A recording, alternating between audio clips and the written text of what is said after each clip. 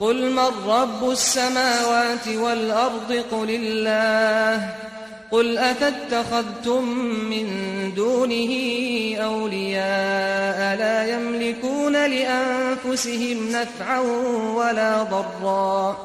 قل هل يستوي الأعمى والبصير أم هل تستوي الظلمات والنور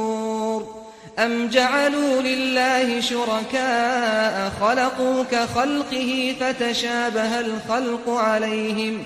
قل الله خالق كل شيء